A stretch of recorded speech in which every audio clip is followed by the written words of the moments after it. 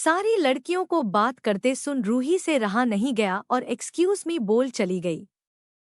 Bathroom में रूही अपना मुंह धोकर टिश्यू से साफ कर रही थी जब सोनाली अंदर आई।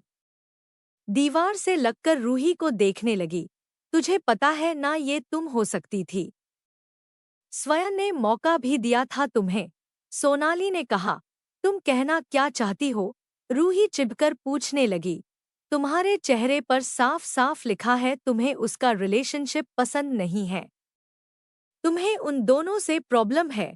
सोनाली ने कहा। तुम गलत हो। मैं वैभव के साथ हूँ और बहुत खुश हूँ। बोलकर रूही जाने लगी तो सोनाली ने उसका हाथ पकड़ा और पूछा, रियली? क्या तुम सच में खुश हो? उसकी आंखों में देखते हुए रूही ने कहा, हाँ, मैं वैभव के साथ बहुत खुश हूँ। अब मुझे जाना है। रूही ने जाने के बाद सोनाली हंसने लगी। पागल लड़की, पता नहीं कब उसे होश आएगा और समझेगी कि 4 जिंदगियों को वो तबाह कर रही है। बाकी का दिन रूही उस केबिन को इग्नोर करने लगी। उसका मन करता उधर देखने को, पर वो अपने आप को संभल लेती। शाम को जब रूही घर जा रही थी तभी रोज और स्वयं भी घर के लिए निकल रहे थे। तीनों लिफ्ट में साथ खड़े थे। रूही असहज थी पर खुद को कंट्रोल करते हुए खड़ी थी। वहीं रोज नॉर्मली स्वयं से काम के बारे में बात कर रही थी। स्वयं ने एक बार भी रूही की ओर नजर नहीं घुमाई। स्वयं जब किसी लड़की को अपना गर्लफ्रेंड बनाता था उसे अपना 100% अटेंशन देता था। उस लड़की को महसूस नहीं होने देता था कि वो उसके साथ नहीं है। और इसी खूबी के वजह से सारी लड़कियां स्वयं पर मरती थी। पर एक बात कोई नहीं जानता था, रूही के आसपास होने से स्वयं का दिल हमेशा सामान्य से अधिक धड़कने लगता। आज भी स्वयं का यही हाल था, बस उसे सामने नहीं आने दिया। लिफ्ट का दरवाजा खुलते ही सामने वैभव खड़ा था। रूही को देखकर स्माइल किया और स्वयं को गुड नाइट। स्वयं भी गुड नाइट बील रोज के साथ अपने गाड़ी में चला गया। रूही स्वयं को जाते देख रही थी। आई नो दोनों साथ में क्यूट दिखते हैं, पर मैं भी क्यूट हूँ, वैभव ने कहा। हंसते हुए रूही उसकी ओर मुड़ी और बोली, तुम बहुत क्यूट हो, इसमें कोई शक नहीं है। तो चले? अपना हाथ आगे बढ़ाकर वैभव ने पूछा। किधर? रूही ने पूछा। मिस शिंदे, आज हम आपको हमारे घर ले चलेंगे जहां मैंने आपके लिए आपका फेवरेट डिश बनाया है, वैभव ने कहा। सच्ची? रूही ने पूछा। यस माय लेडी, बोल वैभव उसे अपने साथ गाड़ी में ले गया। घर पहुंचकर वैभव ने रूही का फेवरेट भिंडी सब्जी, रोटी और पुलाव बनाया था। आखिर में आइसक्रीम भी। बहुत अच्छा बना है वैभव। क्या सच में तुमने ये सब बनाया है? रूही ने पूछा। हाँ स्वीटहार्ट, ये सब सिर्फ तुम्हारे लिए है, बोल वैभव ने उसे गले लगाया। थोड़ी देर बात करने के बाद वैभव रूही को घर छोड़कर अपने घर लौट आया। ऑफिस में सबको पता था कि वैभव और रूही रिलेशनशिप में है, बस स्वयं को नहीं पता था क्योंकि वो ऑस्ट्रेलिया में रहता था। सुबह को भी विभा और रूही साथ ऑफिस आए। उनके आने के 10 मिनट बाद स्वयं और उसकी गर्लफ्रेंड आई। स्वयं ने आज सारे बीए को मीटिंग में बुलाया था, यानी रूही को भी बुलाया था। उसके अलावा वैभव और 2 लोग और थे। जाहिर सी बात है वैभव और रूही साथ में बैठे थे। अब मीटिंग शुरू हुई। स्वयं अपने प्रेजेंटेशन को सबको दिखने लगा, सबकी राय लेने लगा। आखिर में अनाउंस किया, इस बार मेरे क्लाइंट दिल्ली में रहते हैं, तो कौन आना चाहेगा दिल्ली? इस पर वैभव ने अपना हाथ उठाया पर रूही ने नहीं।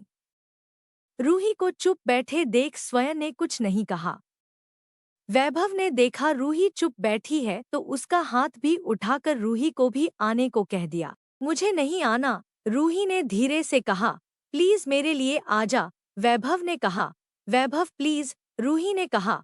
रूही प्लीज, वैभव ने कहा। ठीक है, रूही ने कहा। स्वयं सबका हाथ देख कहने लगा, तो मेरे साथ वैभव आचार्य, रूही शिंदे और मोना आएंगे। किसी को कोई डाउट्स? सबने कहा कोई डाउट्स नहीं है। इसके बाद मीटिंग खत्म हुई और रूही वैभव के साथ बाहर चली आई। बाहर आकर वैभव दिल्ली की प्लानिंग करने लग गया। अगले दिन भी बुक हो गई। मोना और रूही बैठकर प्लान करने लगे कि क्या पैक करके ले जाना है और क्या नहीं। इसके अलावे वैभव, रूही और मोना ने चेकलिस्ट बनाया जो क्लाइंट को पूछना था। शाम को स्वयं की गर्लफ्रेंड रोज को कुछ शॉपिंग करने जाना था तो स्वयं उसे जल्दी ले गया। रात को पैकिंग कर रूही ने बता दिया दिल्ली का प्लान। सभी उसके लिए खुश थे और अच्छे से एंजॉय करने को भी कह दिया। अगली सुबह 7 बजे तक रूही एयरपोर्ट पहुंच गई। स्वयं, रोज और मोना ने ऑलरेडी चेक इन कर लिया था। सिर्फ वैभव का आना बाकी था। उसके आते ही रूही ने वैभव के साथ चेक इन कर सिक्योरिटी चेकिंग भी पूरी कर दी। गेट नंबर 3 पर फ्लाइट आने वाली थी और अभी आधा घंटा बचा था।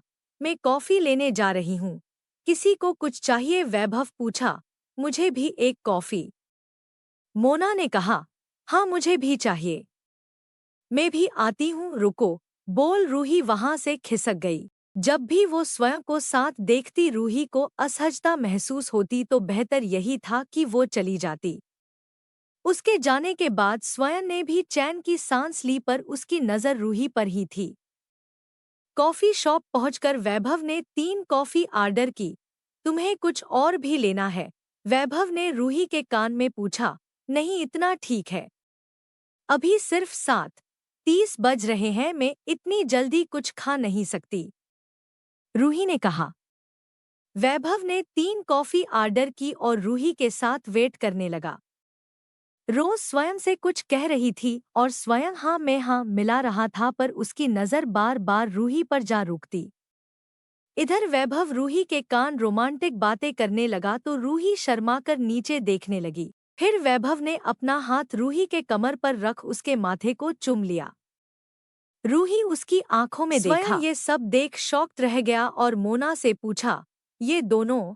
स्वयं ने इशारा करते हुए पूछा, ये दोनों लव बर्ड्स अकेले में हमेशा रोमांटिक हो जाते हैं, बोल। मोना हंसने लगी, पर बहुत ही क्यूट कपल है। अगर लड़ते भी हैं तो ज्यादा देर तक नाराज नहीं रहते, एक दूसरे को सॉरी बोल देते हैं। हमारे कंपनी का बेस्ट कपल है दोनों, मोना ने उन दोनों को देखते हुए कहा। They are a beautiful couple, Rose ने कहा। हम, कहते हुए स्वयं उन्हें देखने लगा जो कॉफी लिए उधर ही आ रहे थे। रूही रिलेशनशिप में है, ये मुझे क्यों नहीं पता चला? मैं रोज के साथ हूँ, पर रूही को देख कर लगा कि शायद हमारे बीच कुछ अधूरी फीलिंग्स है। पर अब पक्का हो गया है कि रूही हैज मूव्ड ऑन, स्वयं ने ही मन सोचने लगा। बोर्डिंग की अनाउंसमेंट शुरू हो गई। सब लोग फ्लाइट में बैठ गए। एक तरह स्वयं और रोज बैठे थे। उनके पीछे की सीट में रूही, वैभव और मोना बैठे थे। फ्लाइट में बैठे वैभव और मोना कुछ डिस्कस करने लगे पर वैभव ने रूही का हाथ पकड़ के रखा था। इसे देख मोना ने पूछा, इसका हाथ क्यों पकड़ रखा है? ये छोटी बच्ची नहीं है, वैभव मुस्कुराते हुए बोला। नहीं, ये छोटी बच्ची नहीं है, पर टेक ऑफ और लैंडिंग करते टाइम डर लगता है, इसलिए मैं इसका हाथ पकड़ लेता हूँ।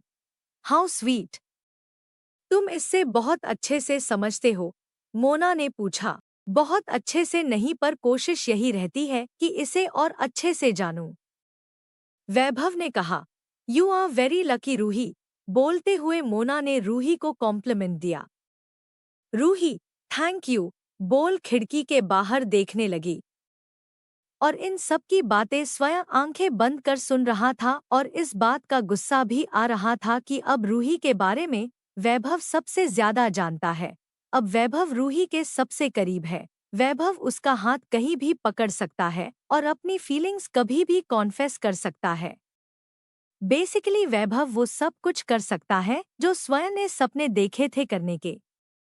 2 घंटे बाद जब फ्लाइट दिल्ली में लैंड हुई और सब लोग एयरपोर्ट से निकलकर होटल की ओर बढ़ गए, स्वयं और रोज ने एक रूम में चेक इन किया, मोना एक रूम में।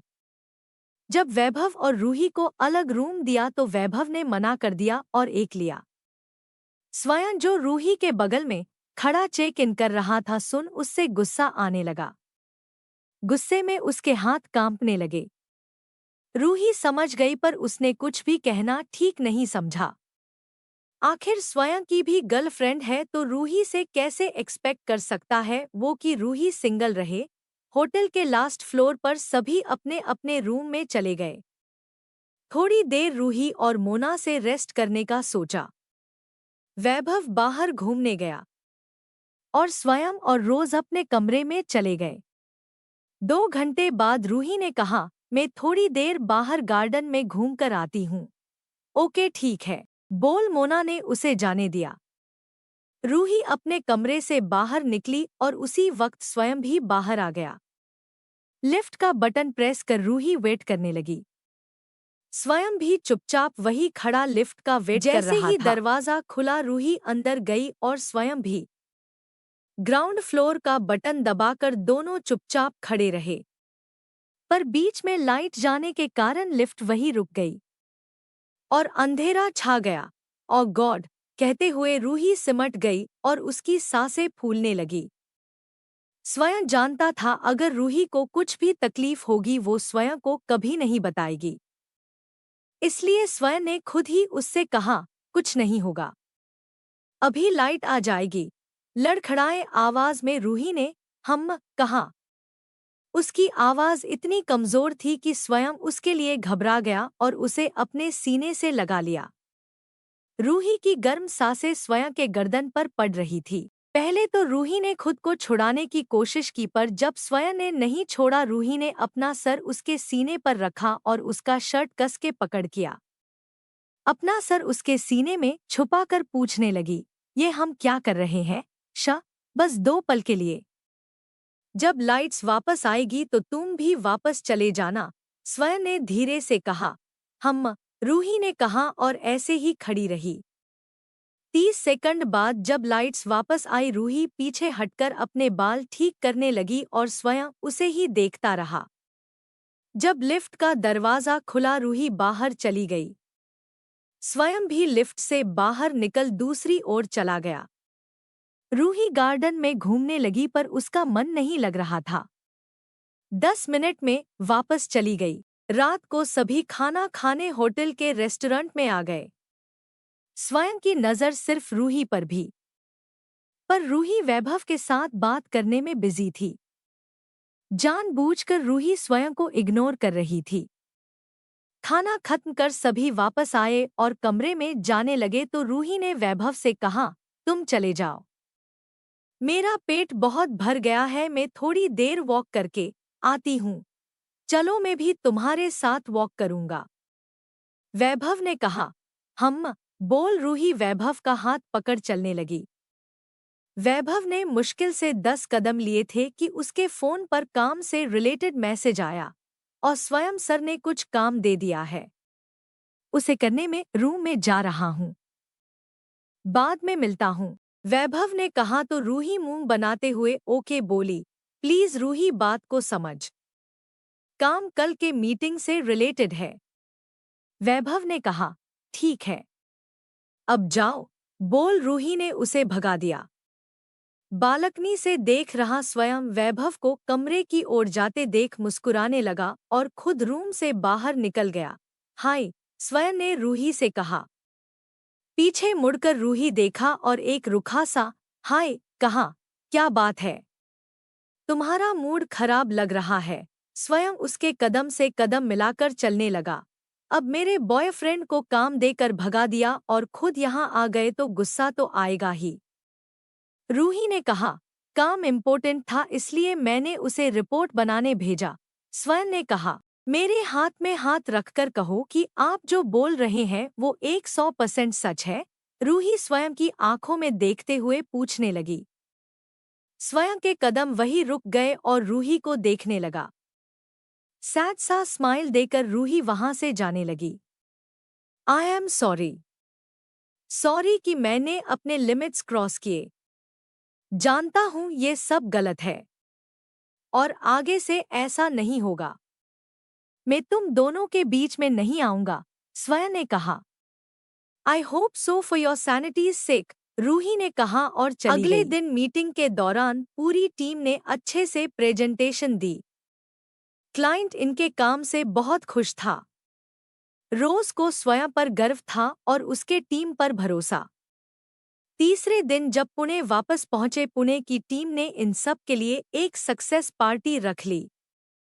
स्वयं ने रूही को वादा किया था कि अब वो उन दोनों के बीच नहीं आएगा, पर दिल तो दिल होता है। पार्टी में स्वयं की नजर बार बार रूही पर जाती। रूही इन सब से बेखबर वैभव के साथ खुश थी। अब इस बात को हुए 15 दिन हो गए थे। अब स्वयं को वापस जाना था। ऑस्ट्रेलिया का ऑफिस का काम पेंडिंग था। रोज को भी घर जाना था, इसलिए उसने दोनों के लिए पहली फुर्सत में टिकट बुक कर ली। सबने स्वयं को बाय कहा और रूही ने good luck, take care Ruhi बोल स्वयं ऑस्ट्रेलिया चला गया। ऑस्ट्रेलिया जाने के एक हफ्ते बाद स्वयं ने रोज से ब्रेक अप कर लिया, क्योंकि आज भी उसका दिल सिर्फ रूही के लिए धड़कता था। वो किसी और की हो गई थी, पर स्वयं हमेशा उसका था। 6 महीने बाद स्वयं को सुनने को मिला कि वैभव ने रूही को शादी के लिए प्रपोज कर दिया है और रूही ने उसे हाँ भी कर दिया। ये न्यूज़ सुनकर स्वयं ने मान लिया कि उसके किस्मत में रूही नहीं लिखी है, वो किसी और की है और बहुत जल्द हमेशा के लिए उसकी हो जाएगी। 1 साल बाद स्वयं ऑस्ट्रेलिया में इतना काम में उलझ गया कि उसके पास बहुत कम वक्त था रूही के बारे में सोचने का। इंडिया का काम भी वो अपने असिस्टेंट के जरिए करता था। जितना हो सके खुद को उतना बिजी रखता ताकि उसे रूही की याद न आए। पर एक दिन उसे खबर मिली कि रूही और वैभव की शादी हो गई। उस दिन स्वयं ने इतना पिया कि उसे 2 दिन तक होश नहीं थे वो क्या कर रहा है। उठता, दारू पिता और सो जाता।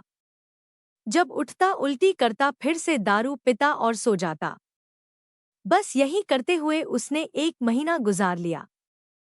इस चीज से बाहर निकलने में स्वयं को बहुत वक्त लगा, पर उसने हिम्मत नहीं हारी। 4 महीने बाद अब वो उस दर्द से फाइनली बाहर निकल पाया। उसके दोस्त कबीर के कहने पर एक डेट पर भी गया था, पर उसे उस लड़की कुछ ज्यादा अच्छा नहीं लगा। पर एक बात अच्छी थी कि स्वयं अब मुस्कुराने लगा था। अब वो लोगों से बात करता और पहले के तरह हंसता।